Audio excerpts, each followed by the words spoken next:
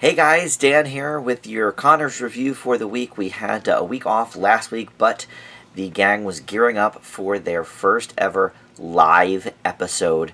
Of course, they're always in front of a studio audience, but this was live, live, live. ABC has really been trying to ramp up their live content lately. They want to have one big live show or special or whatever every month, or in this case, two in a week because they had the Oscars on Sunday, and tonight they've got this. But they're going to keep doing the live musicals and the Norman Lear live in front of a studio audience shows that they did two of last year or so. They're really kind of doubling down on the urgency of now, and it makes a lot of sense. I mean, one of the few shows that still consistently posts great ratings is Saturday Night Live. I mean, for me personally, I usually watch it on YouTube or Hulu the next day or a couple days later, but on the rare occasion that I am home on a Saturday night and I remember that it's a new episode, I will turn it on live. So, yeah, we have Live from Lanford was the name of the episode, and I had announced this weeks ago about, them doing it and what sort of the premise of it was, so we knew that ahead of time going in. But before we get into this week's episode, I want to acknowledge something that someone said on the channel in one of the comments in regards to Jackie's son, Andy. I've been sort of talking a lot this season about, like, where the hell is this kid? It would be great to see him return. We've heard about baby Jerry, in the Roseanne season 10 first episode. We're going to be getting Dan's half-brother this year at some point. I guess pretty soon, because there's only, I think, 7 or 8 episodes left. So we'll be getting him pretty soon, Crystal and Dan's father's son from the original show. But what about Andy? Where is he? So there's two sort of theories, I guess, in the works about this. And the person that commented was nice enough to actually put the article where they found it. And basically, the creators and the producers of Roseanne, some of them anyway, because Sarah Gilbert kind of had a different response, and she's certainly one of the main producers of the Connors. But one theory is that we will never hear from baby Andy because he simply doesn't exist. The writers decided that going into Roseanne season 10, there are going to be things that Roseanne's dream at the very end of the Roseanne series in the original run, some of that stuff came true, some of it did not. Like, for example, obviously Dan didn't die. We had that great joke in the very first episode of Roseanne season 10 about that. But obviously certain other things did happen. Darlene and David had a baby. Of course, I think in the dream it was Darlene and Mark and Becky and David, right? So obviously that didn't happen, but some things did happen. Jerry Garcia existed, obviously. So one theory is Andy may not exist at all and never did, which is a little bit weird. I don't want to think that that's the case because that means probably Fred didn't exist. I think that is a really odd and distasteful way to go.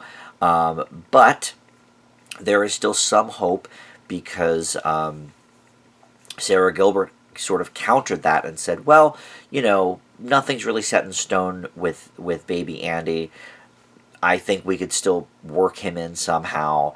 And I totally agree. I mean, okay, just because he hasn't been mentioned, it's not like we're privy to every single conversation this family has.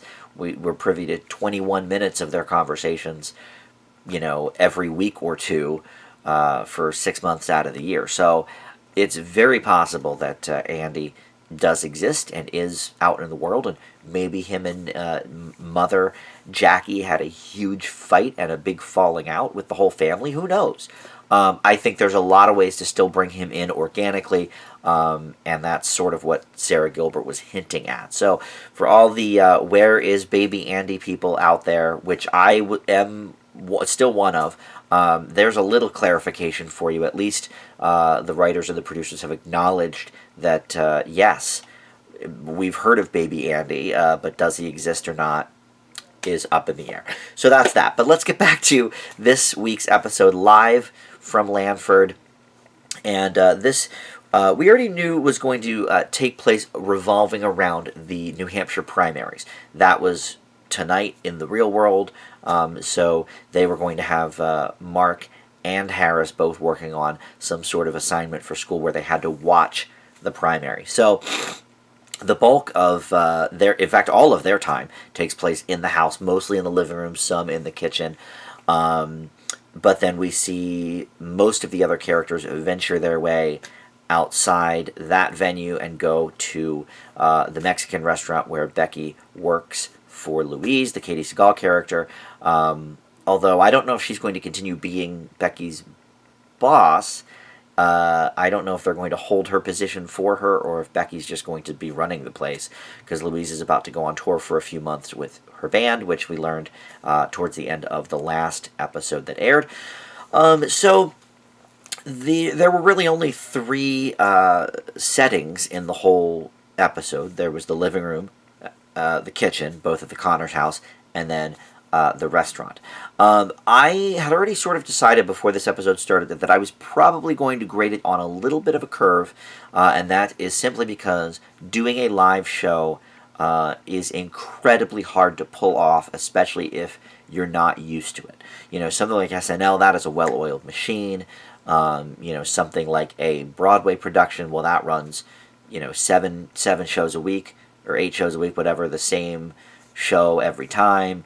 They rehearse it for months and months and months. You know, here, it's very, very different. I mentioned last time when I talked about it, you know, there are a few examples recently of live episodes. 30 Rock has done a couple. Will and Grace in its original run did, I believe, 2 as well. The series Undateable had their entire 3rd season be live.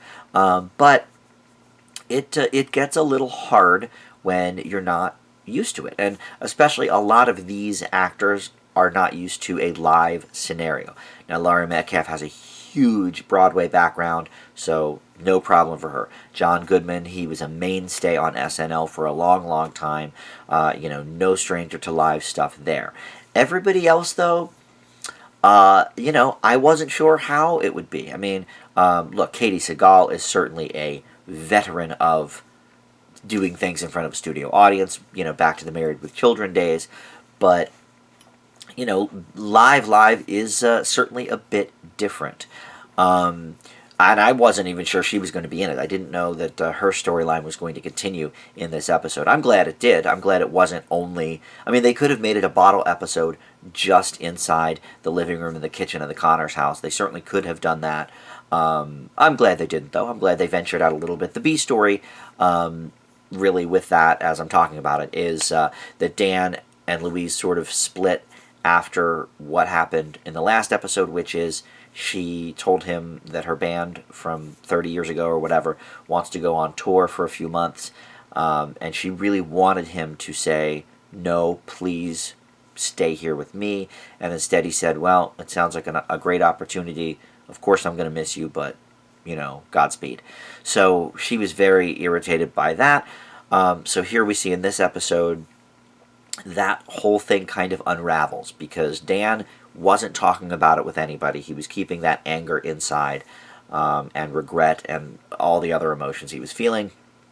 But Becky found out from Louise, and so her and Darlene and DJ hatched a plan to sort of have a little, you know, going away party for Louise, invite Dan, get him drunk, maybe he'll say that he loves her, that he, you know, he doesn't want her to go, etc. That plan sort of blew up in their faces, and, you know, Louise basically said, Dan, stop bothering me, goodbye. You know, but there's still, I think, hope with how this was left. There is a great final scene of this episode in the kitchen.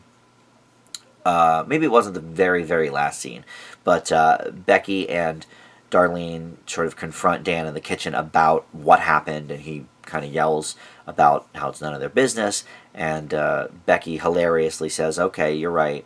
So what happened?"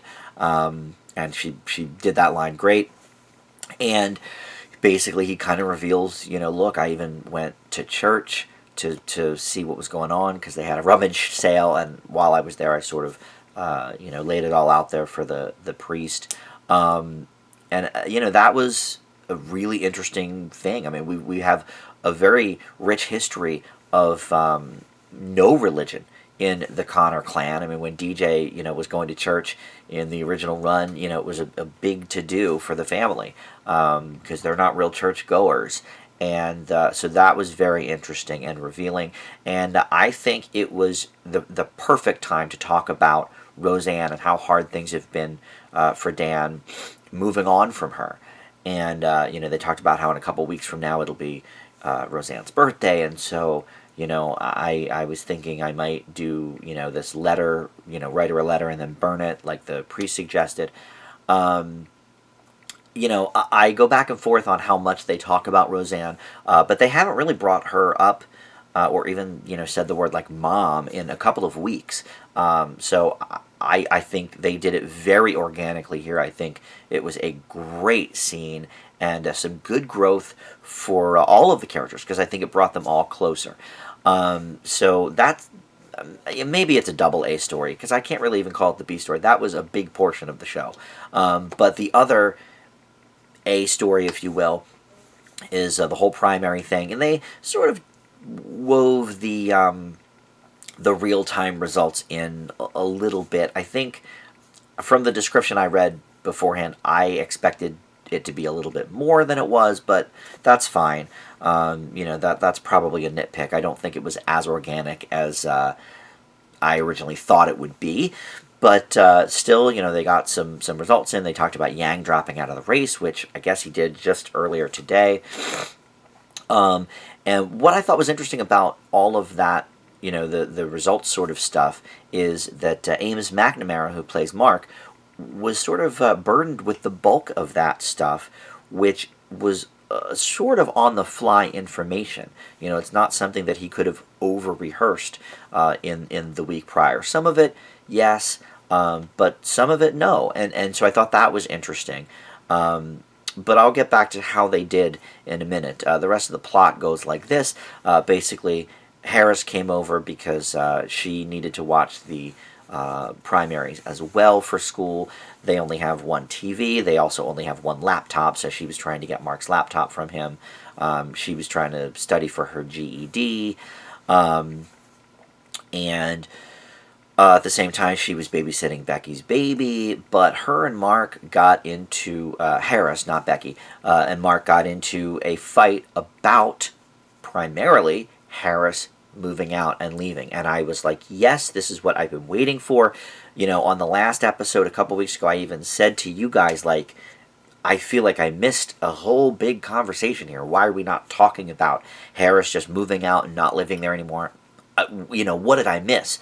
And so, sure enough, as I should have figured, the Connors writers and producers had some things up their sleeve and talked about it tonight, but not through Darlene, through Mark. And I thought it was a great way to do it. And how they did it was basically Mark's been having problems at school because, not necessarily at school, more in his personal life, but school is affected by it. But him and the boy he kissed from, I guess, earlier this year, Austin, is now back in the picture. And Mark, by the way, is, has fully come out as gay at this point. There was some ambiguity in season 1 and even, season 10 of Roseanne. But he is fully gay. It's said several times in this episode alone, especially with this joke about how, Pete Buttigieg is his boyfriend just because, they're both gay, which lent itself to, I thought, some humor. But yeah, so he basically is back with Austin, but Austin is still having a hard time being out, and at school, even makes fun of Mark a little bit about being gay and stuff, and so it's hurting him, and he has nobody to really talk to about it because there was a joke about when he bared his soul to Dan about it. Dan had him watch Spartacus. Because, oh, you're into, sweaty men, here you go. So that was funny, and honestly, a nice nod to Kirk Douglas, who just passed, but I'm not sure if that part was intentional, but anyway. So Harris, basically said, look, get rid of this guy, he's no good for you if he's not going to be willing to be out with you, da-da-da-da-da, and they had a nice heart-to-heart about it. Now, I can go on and on about her advice and what I thought of it, because I think it's a lot trickier than that, certainly in the school arena. I'm not sure if he is in middle school or high school, because he's still so young. I mean, I think he's only like 12 or 13. I think he might still be in middle school. And that is, I came out in high school a long time ago, in the 90s, 25 years ago. But, I was recently in a relationship where the other party was not really comfortable with who they are, and good thing for me, I'm not in school anymore, so I didn't have to deal with that portion of it. But I think there's different layers than just like, well, you need to dump him, he's being a jerk. So I'm not sure how I feel about the advice she doled out, because I think these are very layered things, and it's not the easiest thing in the world to be out. It's certainly not in school, and I would imagine not in Lanford, Illinois. I know that doesn't really exist, but any sort of more rural area such as that. I mean, I don't think it's even a suburb of Chicago. I think it's out. I think it's a good hour or so from Chicago, from what they've sort of said in different episodes. So, yeah, I don't know how much I like her advice, because it's a delicate subject, but I liked the scene. I liked they were getting along, and I liked that he flat out told her, look, dude, you moved out. You left, and he literally said, screw you, which I thought said a lot about his character, because he really, I really like the Mark character. I do miss him when he's not there. I know he wasn't in the last episode, but yeah, I don't know. And I was thinking about this too. He's got to be one of the youngest, gay kids, certainly on a network sitcom. Recently The Fosters, their one child was gay, and I think he was probably in 7th grade or so when he came out on that show. But that's on cable. I'm talking about a network primetime show. I don't know. It's got to be rare, and he might be one of the youngest for sure. But anyway, so those were sort of the plot lines of the episode. But let's get into the review portion. I've already rambled on so long, so I'll try to make this quick. But I thought everybody did a great job. I thought Ames McNamara pulled it off flawlessly. I thought his reading of the results and the scene with Harris, and I mean, he, other than the main core family, I mean, I think he probably had even more lines than Dan in the episode, honestly. I thought he did such a good job. I thought Michael Fishman as DJ did a great job. I know I slag on him a lot, and I think part of that, it proves my point that part of it is they give him nothing to do. They give him a throwaway line in the episode. Here he actually had a few lines. He had a couple of jokes. And I thought he delivered them well. I thought he did good, so fine. Okay. I still think if they're not going to find something for him and Mary to do, they need to get rid of the characters, because they're just useless otherwise. But if they give him things to do and he can prove that he could do it, then I'm on board. I thought he did a really good job tonight. There's no secret that Laurie Metcalf and John Goodman did amazing. Sarah Gilbert did amazing. Lacey Goranson, she is like one of the top-notch people on this show at this point. I think she was Rocky in Roseanne Season 10. She really was, and I said it frequently then. Connor Season 1, okay, I was a little back and forth. I could see her really getting into it. But this whole season, she has been great. So I was glad to see that.